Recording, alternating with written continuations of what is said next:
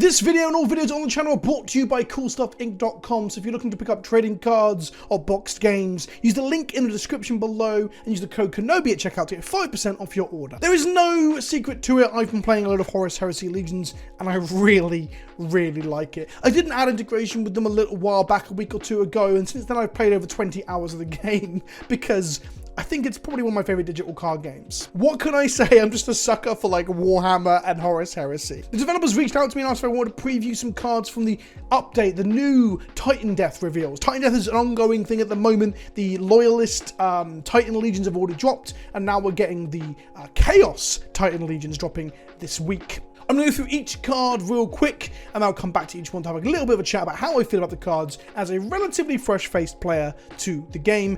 Bearing in mind, this is not a sponsored video. They're not paying me to do this. I just wanted to because I really like the game. And I'm going to speak honestly about some of the issues around the Titan gameplay as well, and honestly about how I feel about the cards. Let's start by talking about the Old Axe Warhound, the least exciting of the three in my opinion. A 4-mana 5/4 means that it's overrate in terms of its statted abilities, but it has Overload as a drawback for that. Overload says after attacking or using an ability, this unit is stunned. This means you only get one round of using it per like back and forth activation, and you'll have a following turn where it is stunned. There are cards within the faction that allows you to turn off that stun, but basically allows them to be slightly overstatted. On top of that, it has a resolution ability, which means it triggers at the end of turn to do something. In this case, deal 2 damage to all enemies in stealth. This is a bit of a niche piece of tech, and it's not going to be super relevant a lot of the time, but there may be decks in the metagame that might not like this. For example, I've played quite a few, and by quite a few I mean 2 to 3 decks that are using stealth to stop me from being able to attack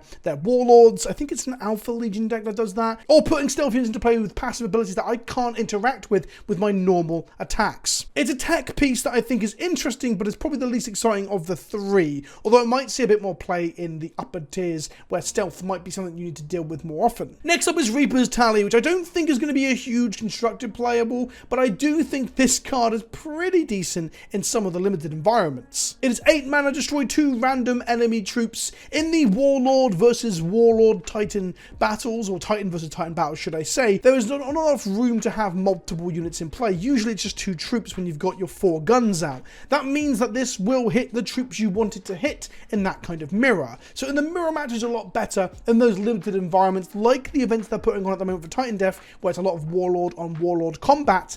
It might be good to draft the bins that have this card in it. Beyond that, you can of course sculpt the perfect situation to fire off an 8 mana Reaper's Tally by firing your weapons into certain units and killing them with your main Titan weapons. The problem there is that this costs 8 mana, or energy should I say. So firing more than one of your guns and this on the same turn is going to be quite difficult to do without a lot of setup and utility units alongside your weapons.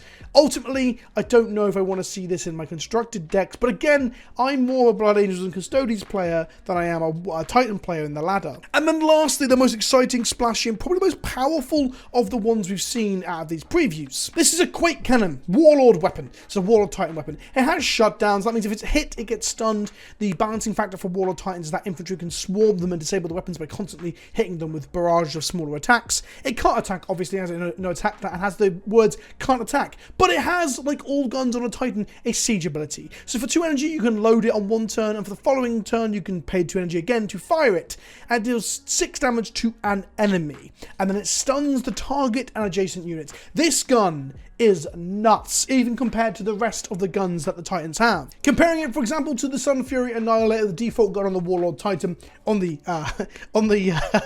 the Loyalist side at least anyway, it does 6 damage directed to where you need it to be. The most frustrating thing about the Annihilator, which is the other big gun that I've played with on the Warlord Titans, is that it's a random instance of damage. This is directed, and then it has a directed stun that stuns adjacent units too. So you can lock down 3 different units on the opposing side of the board, which will give you a chance to utilize your weapons more, because they will struggle then to bombard you with attacks and stun you down to use a shutdown. This is a gold border, so I think that's legendary. So this is one of the better weapons in all fairness, and it really feels like it when you read the text of the card. So those are my previews: Reaper's Tally, Old Axe Warhound, and Quake Cannon. If you're watching this and you don't know what Horus Heresy Legions is, it's a digital card game that that plays like Hearthstone with elements of magic in terms of synergies and deck building, and it is a based upon the Warhammer 30k setting, the Horus Heresy. I think that the book series and the lore there, and it's very lore accurate in terms of theme and flavor. I really, really like it. The Titans were recently released as part of Titan Death, and we've had night gameplay in the past as well.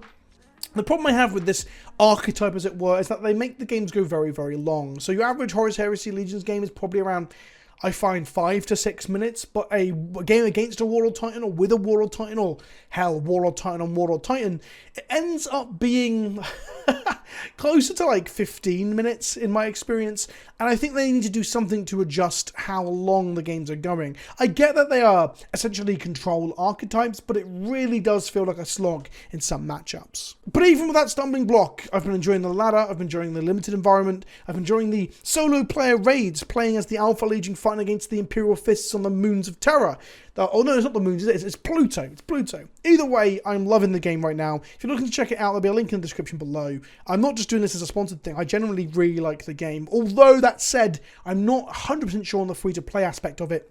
The community seems to love it, but a lot of Magic players going across Twitter saying it is a bit of a slow crawl towards getting the decks you want to play and construct. Thanks for watching. I hope you liked the video. Let me know what you think in the comment section below. Did I misevaluate these cards? Is Quake Cannon dog shit and Old Axe Warhound is absolutely godly? I'd love to know, especially if you have more of a knowledge of the metagame and whether like killing stealth units is actually much better at higher levels. Let me know down below. See you soon. Ta for now.